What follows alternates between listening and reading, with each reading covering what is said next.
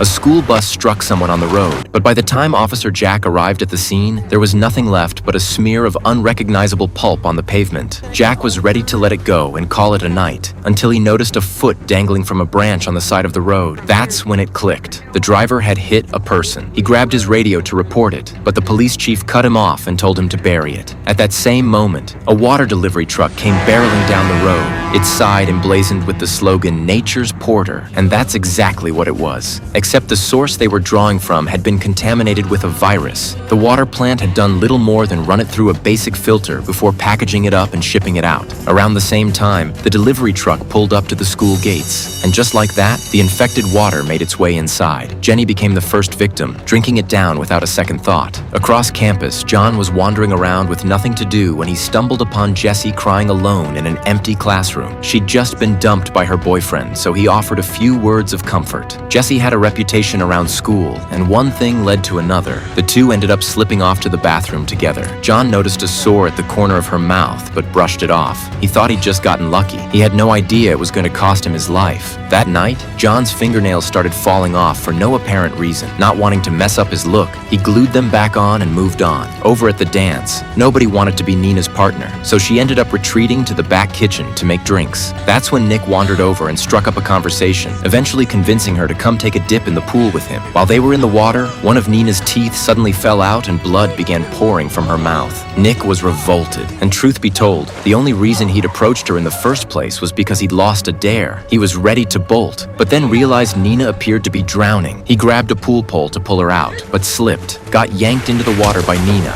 and cracked the back of his head on the pool's edge on the way down. Just like that, both of them sank to the bottom. Back on the other side of town, Jack was sitting in a diner when the water delivery man at the next table suddenly went into violent convulsions and collapsed to the floor. The crowd gathered around him and recoiled. His skin had rotted to the point where it looked like a tomato that had been scalded with boiling water. It hit Jack all at once. The man who'd been reduced to pulp on the road, the water company, the river where he dumped the body, the same river the water plant drew from. He sprinted straight to the water company and had security pull up the delivery records immediately. When he saw the list, his blood ran cold. The contaminated water had already been delivered to the high school.